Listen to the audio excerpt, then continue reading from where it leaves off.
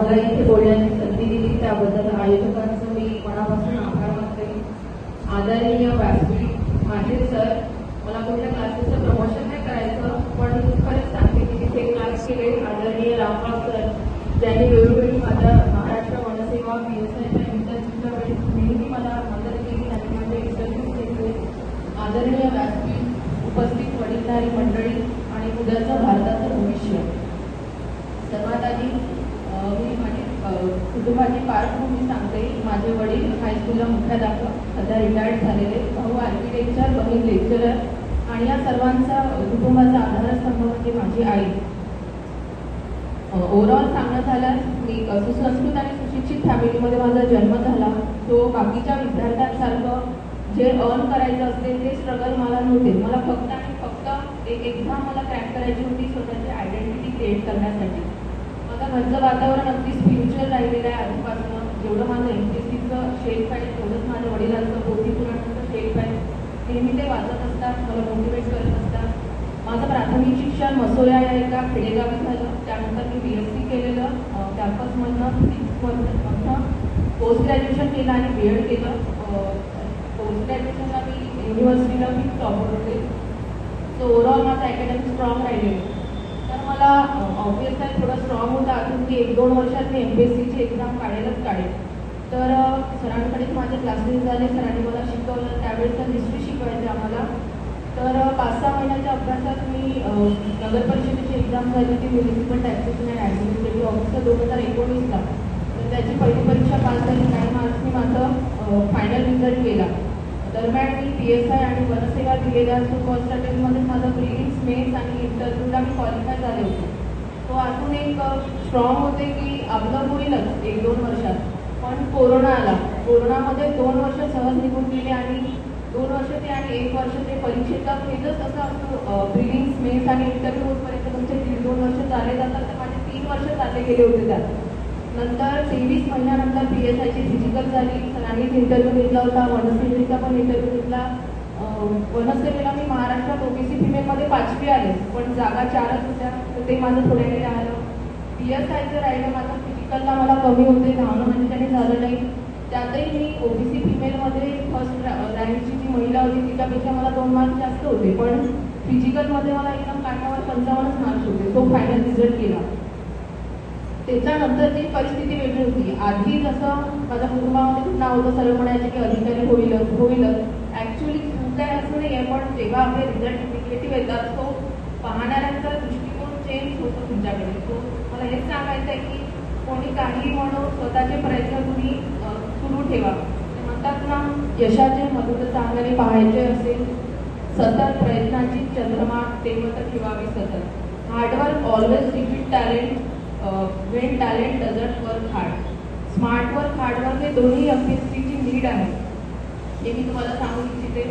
त्या दरम्यानच कोरोनाच्या दरम्यान एक्झामचे माझे रिझल्ट निगेटिव्ह आले, पण त्या दरम्यान मी डबल PSI आणि STIची एक्झाम दिली होती माझी. परत त्या एक्झाम मी पास झाले होते आणि फायनल PSIचं माझं 0.5 मी गेलं, STI काही मार्क्स मी गेलं.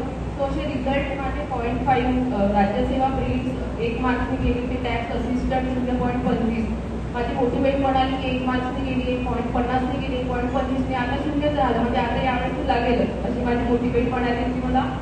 आणि जेव्हा मी MPSCचा अभ्यास करायचे घरी, तर मला नेहमी पप्पा पोथी वगैरे वाचायचे. ते नेहमी म्हणायचे, सांगितलं अडकले काका कर करते रहो, फलकी अपेक्षा मत करो. पप्पा म्हणायचे माझा तुझ्यावर विश्वास नाही, माझा भगवंतावर विश्वास आहे की तो तुला आज ना उद्या देईल. माहिती नाही कधी देईल, पण देईल. आणि रिझल्ट तसा मला कधीच वाटलं नाही की लग्नाच्या नंतर नोकरीला लागेल. ठीक आहे, 3 महिन्यानंतर लागेल, पण नेहमी मला असं वाटत होतं की मी लग्नाच्या आधीच नोकरीला लागेल, पण 3 महिन्यानंतर मी लागली. सो डेस्टिनेशन आपण ठरवू नाही शकत. वरच्याने जे लिहिलं असेल ते असतं. पप्पांनी थॉट पाठवायचे ते मला, जेव्हा ते पोथी वाचायचे, जेव्हाही मला पाहायला वेळ मिळायचा लायब्ररीमध्ये लाटते, त्यांनी पाठवला होता की तुम्हारा नसीब कोई बदल नहीं सकता, लेकिन नजर अगर ऊपर वाले की हो तो जो नहीं लिखा वो भी तुझे मिल सकता. तो असं ओव्हरऑल ते मला नेहमी पाठवत राहायचे. तर मला घरून माझ्या आईवडिलांकडून खूपच सपोर्ट राहिलेला आहे. माझे रिझल्ट निगेटिव्ह यायचे, 3-4 वर्ष यात चालले गेलेले होते. तर मला मम्मी पप्पाला म्हणायची की तुम्ही कशाला हिला या फील्डमध्ये टाकलं, हिच्यासोबतच्या मुली इकडे जातात, छान एन्जॉय करतात, अर्न करतात. पप्पा म्हणाले भगवंताने मला कोणती बुद्धी दिली की तुम्ही हिला या फील्डमध्ये टाकलं. पण असं वेळ लागला, पण शेवटी जे ठरवलं होतं ते मिळालं, त्यात मी खूप समाधान आहे. आणि या फील्डमध्ये मला तरी 3-4 वर्ष लागली, पण मी अभ्यास करताना हॅपी होते म्हणून मी इथे टिकले. मी तुम्हाला हेच सांगू, इथे माझे उद्याचं जे भारताचं भविष्य इथे बसलेलं आहे, मी त्यांना हेच सांगू इच्छिते की या फील्डमध्ये जसं मृगजळासारखं हरिणाचं जसं सीतेला मृगजळ वाटलं की तिला तो पाहिजे, राम त्याच्या मागे लागला, पण तो हरिण नव्हता.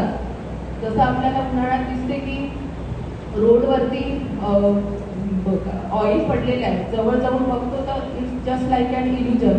सो तसंच हे आहे, इथे परीक्षा देता तुमचे दोन वर्ष तर तुम्हाला लागतात. Result, fillings, mains, interview, final result. तर तुम्हाला आयुष्याचे किती वर्ष इथे द्यायचं आहे ते तुम्ही ठरवा. 1-2 वर्षात तुमची जर फिलिंग्स जर नसेल निघत तर मला असं वाटतं की दुसरे क्षेत्र ट्राय करा. आयुष्यात खूप काही करण्यासारखं. मी माझा MPSCचा प्लॅन बी तयार करूनच आले होते. म्हणजे माझा MSc फिजिक्स बी हे सगळं झाल्यानंतर मी या क्षेत्रात वळले. सो मी तुम्हाला लास्ट एवढंच सांगू इच्छिते की your behaviour and attitude towards other define your whole personality, no matter how you people are qualified. आणि रिझल्टचा गोष्ट सांगते, माझा साईबाबा ट्रस्ट आहे. गुरुवारी मला म्हणजे गुरुवार आणि MPSCचे रिझल्ट असे आहे की गुरुवारीच लागतात. माझे जेवढे 0.50 1 मार्क्स रिझल्ट लागले आहे गुरुवारीच केलेले आहेत. मला असं धाक पडायचं की गुरुवारी कसं होईल. तो लास्ट रिझल्टही माझा गुरुवारीच लागला आणि त्यात मी पास झाले. सो मी एवढंच सांगते की ट्रस्ट ठेवा, काही काही आपल्याला मिळेलच. All the best to all. आणि लास्टली परत मी आयोजकांचा आभार मानते, त्याने मला इथे बोलण्याची संधी दिली. Thank you to all.